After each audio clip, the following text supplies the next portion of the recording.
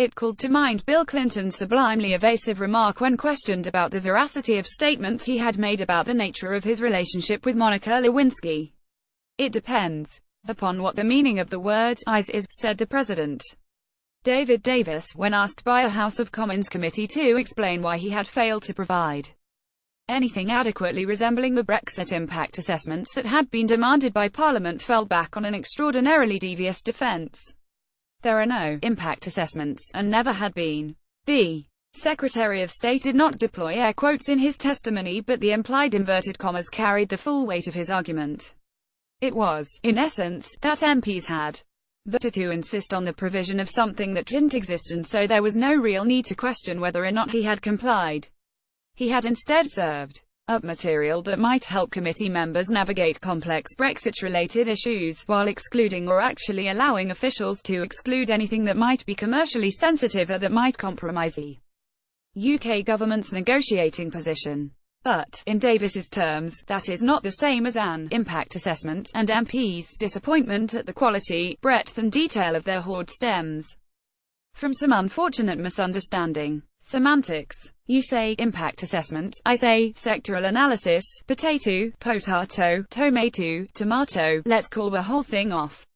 Jacob Rees-Mogg came to Davis's aid with a delicate underarm question, inviting the Secretary of State to agree that, given the non-existence of impact assessments, the provision of non-impact assessments was the very opposite of failure to comply with Parliament. It was, indeed, going above and beyond the call of duty, an act of magnanimous transparency.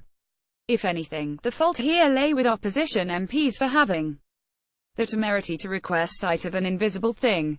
Davis demurely agreed. So how did this misunderstanding arise? Davis had previously referred to work undertaken in excruciating detail, to consider the economic consequences of quitting the EU under various scenarios and for various sectors of the economy.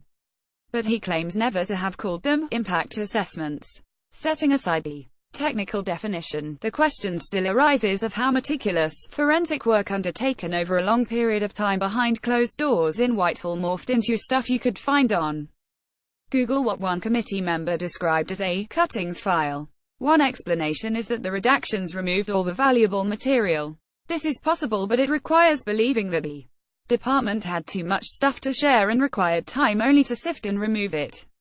Yet the permanent secretary, Philip Rycroft, giving testimony after Davis, were essentially admitted that the opposite was true. He had been surprised by his ministerial boss's offer to Parliament, and had promptly required to oversee a process of rapid collection and collation of data.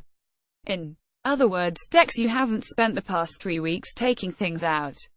It has been scrabbling around for stuff to put in. The more convincing explanation is that Davis was bluffing. Photographed Thierry Chalier of Getty Images. The more convincing explanation is that Davis was bluffing. He presumed that there was a lot of detail around somewhere, recognized at some level that it was the sort of thing that certainly ought to exist, and didn't expect ever to be forced to admit that it didn't.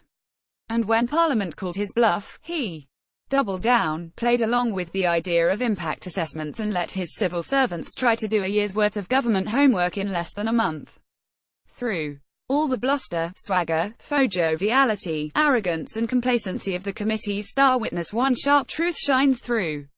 A decision was made last summer to define Brexit as a requirement to leave the single market and the customs union, an action that would quite obviously have enormous consequences for the UK's economy, and the Secretary of State, notionally responsible for enacting that decision, at no point set about the task of rigorously investigating what those consequences might be.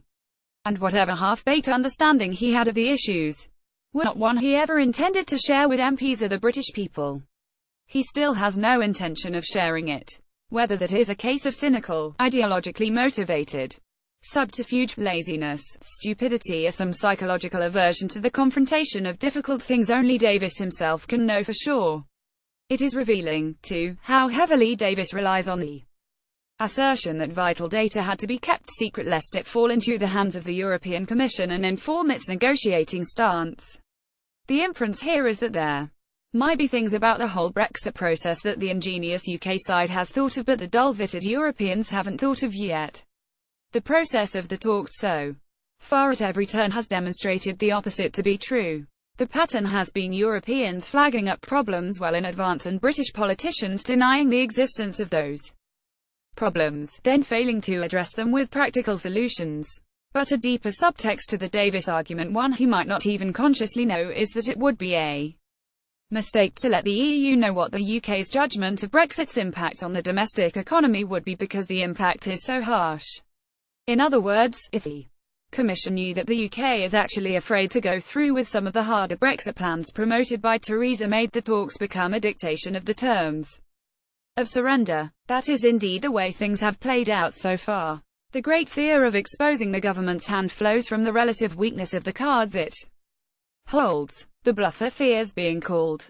Of course, the EU side has understood the relative strengths and weaknesses of the UK position for longer and far better than May or Davis. The Prime Minister and her Secretary of State have been kidding themselves. To sustain the delusion, they have tried to avoid scrutiny in Parliament and, by extension, deceive the British public. Is the whole of the government's Brexit strategy built on lies and obfuscation? Well, that depends on what your meaning of the word is.